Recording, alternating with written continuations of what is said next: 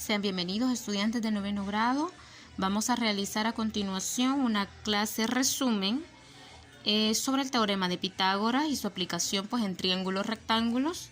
Estamos trabajando la unidad número 6 y vamos a retomar la lección 1.3, 1.5 y 1.6 para hacer este resumen. La 1.3 se llama Teorema de Pitágoras, parte 1, la 1.5 es cálculo de la medida de un cateto y la 1.6 es resolución de problemas utilizando el Teorema de Pitágoras. Para ello vamos a iniciar con la conclusión, me va a copiar en su cuaderno la conclusión que aparece en la lección 1.3. Yo la tengo acá, dice que en todo triángulo rectángulo se cumple que la suma de los cuadrados de las longitudes de sus catetos es igual al cuadrado de la longitud de su hipotenusa. Es decir, si los lados del triángulo son ABC, se cumple que a cuadrado más b cuadrado es igual a c cuadrado. Este resultado se conoce como teorema de Pitágoras. Quiero aclarar, y creo que en lecciones pasadas usted lo ha visto, este teorema únicamente es para triángulos rectángulos, es decir, para aquellos triángulos que tienen un ángulo de 90 grados. ¿Cómo vamos a identificar nosotros esos triángulos en este libro de texto o en cualquier otro?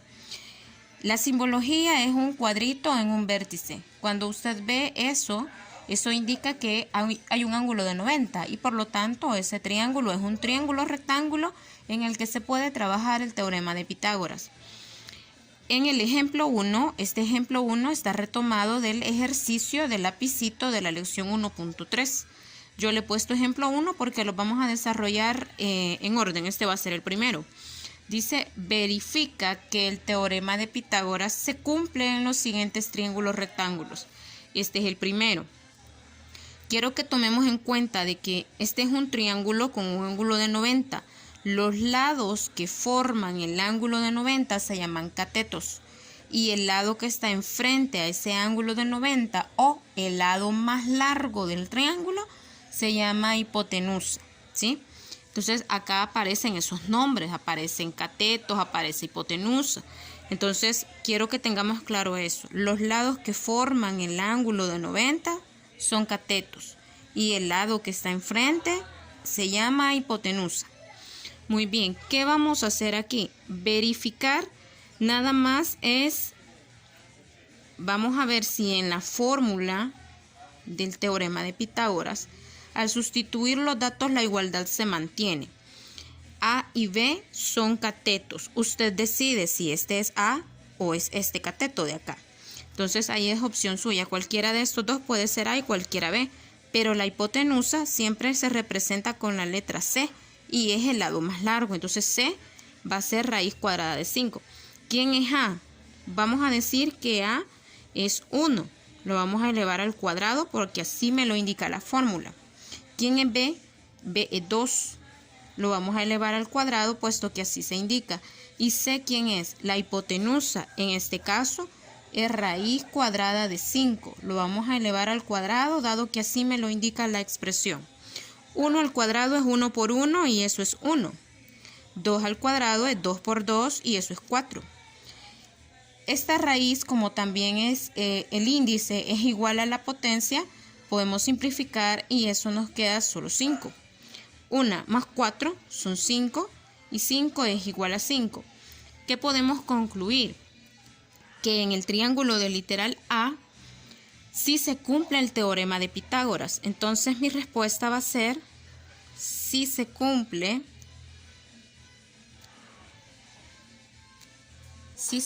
el teorema. Vamos a ver el literal B. Presentamos a continuación el literal B. Vamos a verificar si en este triángulo se cumple el teorema de Pitágoras, el cual se expresa de esa manera. Recuerde que A y B son los catetos. ¿Cómo los vamos a encontrar aquí? A son los lados que forman el ángulo de 90. Esos son catetos. Puede decir usted que este es A o puede decir que este es B. Ahí usted decide. Yo voy a decir que A es 2. Entonces voy a decir 2 al cuadrado más B. Entonces B es el otro cateto que vale 3. Entonces tenemos 3 al cuadrado igual C al cuadrado. Pero ¿quién es C? Es raíz de 13. Entonces vamos a escribir raíz de 13 al cuadrado. 2 al cuadrado es 2 por 2, eso es 4. 3 al cuadrado es 3 por 3, eso es 9. No está diciendo 3 por 2 porque eso no es así. 3 al cuadrado es 3 por 3, eso nos da 9. Y la raíz cuadrada de 13 elevada al cuadrado, como el índice es igual a la potencia, solamente se simplifica y nos queda nada más 13. 4 más 9 nos da 13 igual 13. Entonces, ¿qué observamos? Que sí se cumple el teorema. Y eso es lo que le vamos a concluir, ¿verdad? Que sí se cumple el teorema de Pitágoras. Aparece en el libro un literal C. Vamos a hacer exactamente lo mismo. Vamos a decir a al cuadrado es igual a b al cuadrado, es más b al cuadrado es igual a c al cuadrado. ¿Quién es a y b? Los catetos. Repito, los catetos son los lados que forman el ángulo de 90. 5 y 12. A y B, o puede ser este A y este B. Ahí usted decide quién es A y quién es B, pero los catetos son esos dos números. Yo voy a decir que A es igual a 5, o sea 5 al cuadrado, y que B es 12, 12 al cuadrado, y la letra C es 13 al cuadrado. 5 al cuadrado es 5 por 5, eso es 25, y 12 al cuadrado es 12 por 12, eso es 164. Y 13 al cuadrado es 13 por 13, que son 169. Luego nosotros realizamos la operación, la cual nos da 169 igual a 169. Entonces, ¿qué observamos? Que sí se cumple el teorema de Pitágoras, ¿verdad? En esos casos. Luego vamos a pasar al siguiente ejemplo.